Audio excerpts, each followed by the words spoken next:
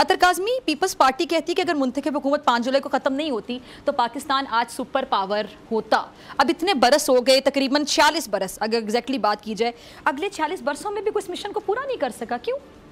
देखिए, यकीनन उनकी बात में वज़न है, वो जो कह रहे हैं कि जमहूरियत का तसलसल होना चाहिए था, पर इशू ये है कि अब हम वो जो 46 बरस पीछे हैं, हम जो 50 बरस पीछे, हम पीछे नहीं जा सकते, पर आगे हम चल सकते हैं। उस वक्त तो भुट्टो साहब के साथ जो हुआ, जिस तरीके से उनकी हुकूमत का तख्ता उल्टा गया, इस वक्त तो भुट्टो साहब की जमात की हुकूमत है, इस वक्त तो पीपल्स पार्टी की हुकूमत है, और आज आपने गिलगित बल्तिस्तान की असेंबली सील कर दी है।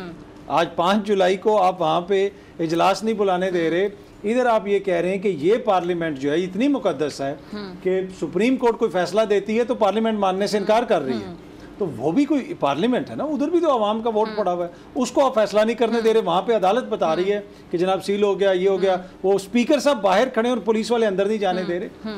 तो ये बिलावल साहब अगर आज कोई बेहतर करते, या उनकी जमात 5 जुलाई को हम किस तरह सेलिब्रेट करें कि जनाब आज हम डेमोक्रेसी के लिए खुद क्या कंट्रीब्यूट कर रहे हैं, मैं क्या कर रहा हूँ, आप क्या कर रही हैं, जो जमातें हैं वो क्या कर रही हैं। तो बहुत सारे क्वेश्चंस हैं, तारीख से आगे निकल के हमें आगे जाना है। आपने सारी बातें ठीक है, लेकिन एक बात है थोड़ी, मैं थोड़ा सा इससे डिसएग्री कर लूँ। मैं नहीं कर रही डिसएग्री, आप कह रहे हैं इनकी हुकूमत है, वो कहते हैं हमारी हुकूमत जब आएगी तो देखेंगे हम बेहतरी लेकर आएंगे। जी, इनकी भी हुकूमत नहीं, ये इमरान खान के छोटे भाई शहबाज शरीफ की हुकूमत है, और इमरान खान नवाज शरीफ साहब ने कुछ दिन पहले ये कहा कि जी महंगाई खत्म कर देंगे अगर हमारी हुकूमत आएगी। जी जी, वही ना, वो अभी हुकूमत है किसकी? इमरान खान साहब की हुकूमत है ना।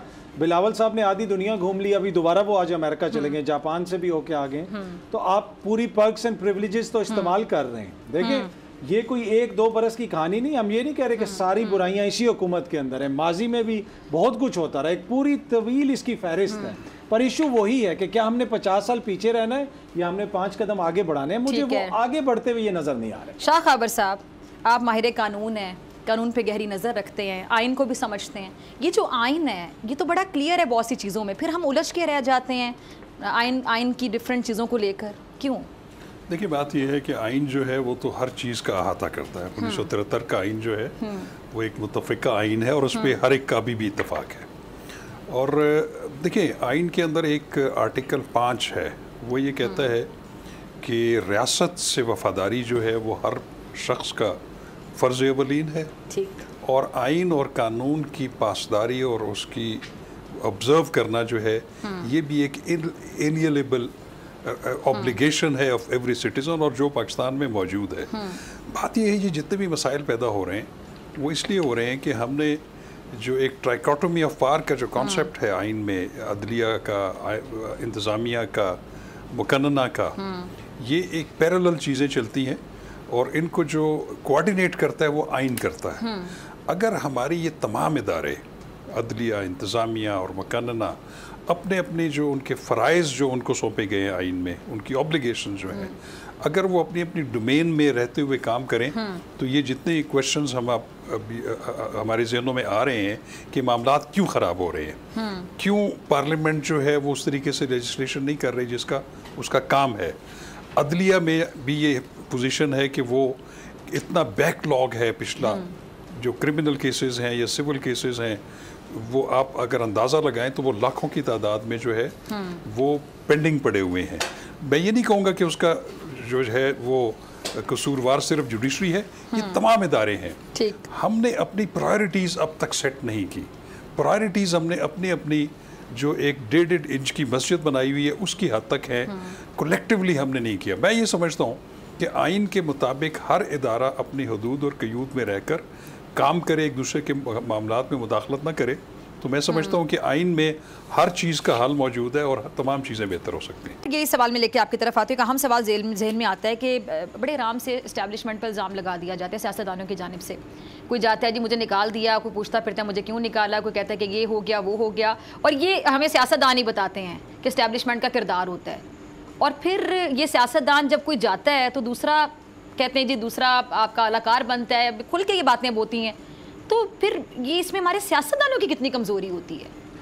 एस्टैब्लिशमेंट पे तो चढ़ाई कर देते हैं आके, इनकी अपनी कितनी कमजोरी होती है जब ये बातें कर रहे होते हैं। एस्टैब्लिशमेंट आपको अपोजिशन में बुरी लगती है, हुकूमत में किसी को बुरी नहीं लगती। एग्जैक्टली। आजकल देखें तहरीक इंसाफ वाले भी बड़ी तनकीद करते हैं, पर जब सादिक संजरानी साहब के खिलाफ तहरीक अदम एतमाद आई थी, 14 वोट कम थे, फिर भी वो بچ گئے, تو اس وقت تو سارے وہ بغلیں بجا رہے تھے.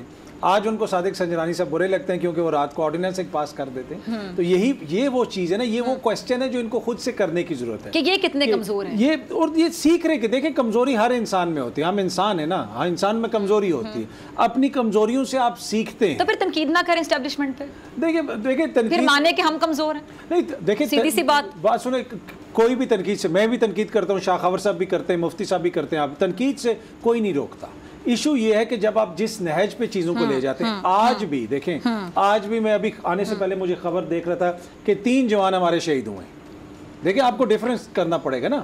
بہت ساری ہماری آزادیاں ہیں جس کی قیمت جو ہے کچھ لوگ اپنے خون سے ادا کرتے ہیں کہ ہم یہاں پہ بیٹھ کے آزادی سے بات کر لیں, یہ کر لیں. کچھ لوگ جو ہے اس آزادی کی قیمت کس چیز سے ادا کر رہے ہیں, اپنے خون سے. تو آپ ضرور تنقید کریں, اسٹیبلشمنٹ پہ بھی کریں, سب پہ کریں, لیکن کوئی جو جس میں کوئی منطق ہو, کوئی چیز ہو.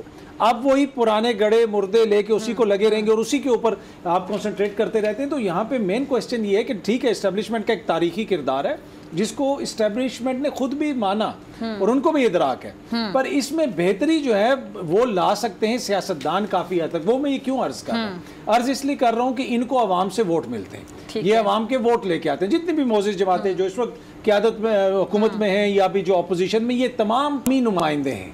تو ان کے اوپر زیادہ اونس آتا ہے کہ یہ کس طرح چیزوں کو بہتر کرنے کے لیے کیا کردار ادا کر سکتے ہیں. باقی ایک ارتقائی عمل ہوتا ہے. اگر ہم یہ چاہیں کہ آل آف سڈن یہاں پہ اسکینڈینیویا بن جائے اور یورپ والا بن جائے, وہ نہیں ہوگا, آہستہ آہستہ چلے گا. تو اسی میں جو ہے آہستہ آہستہ بتدریج اس میں جسے کہتے ہیں بہتری آئے گی. پر مجھے لگ رہا ہے کہ آئی ایم ہوپ فل کہ انشاءاللہ جو ہے بہتری آئے گی. اور ہوپ فل رہنا چاہیے میرے خیال سے. رہنا چاہیے. اس کے علاوہ اور ہمارے پاس آج کل ہے کیا, مہنگائی ہے, یہ ہے, وہ کچھ تو بچا ہی نہیں اس حکومت نے. امید ہی ایک رہ گئی ہے, کم از کم وہ تو ہم اپنے پاس رکھیں. اور امید پہ بھی اگر ٹیکس لگ گیا تو شاہ خاور صاحب, شاہ صاحب کے ذریعے ہم پٹیشن کر دیں گے اگر امید پہ. اگر پازیٹیو سوچ پہ یا امید پر ہوپ فل رہنے پہ ٹیکس نہ لگے تو میرے کیسے ہوپ فل رہنا چاہیے. ٹھیک ہے, مجھے بریک کا کہا جا رہا ہے. اچھا, سپریم کورٹ سے مجھے یاد آیا کہ ججز پہ تنقید کا سلسلہ جاری ہے.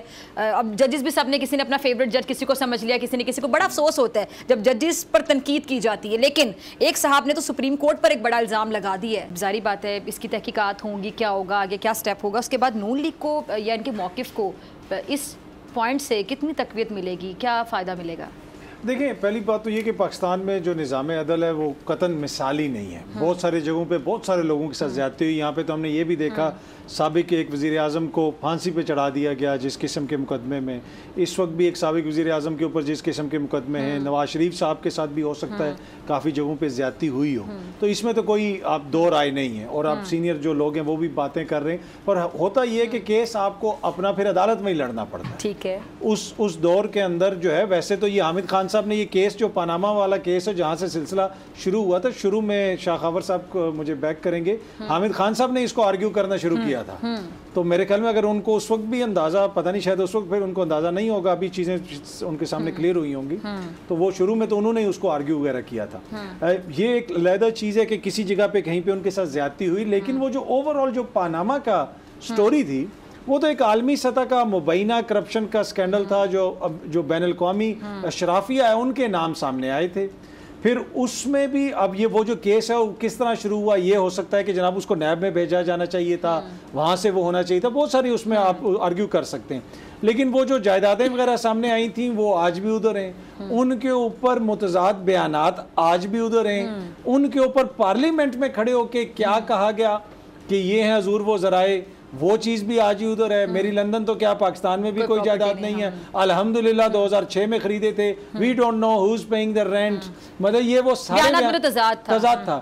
تو اگر وہ منی ٹریل مقدمے کے شروع میں پیش کر دی جاتی تو کیا پتہ اتنی آگے چیزیں جاتی نا.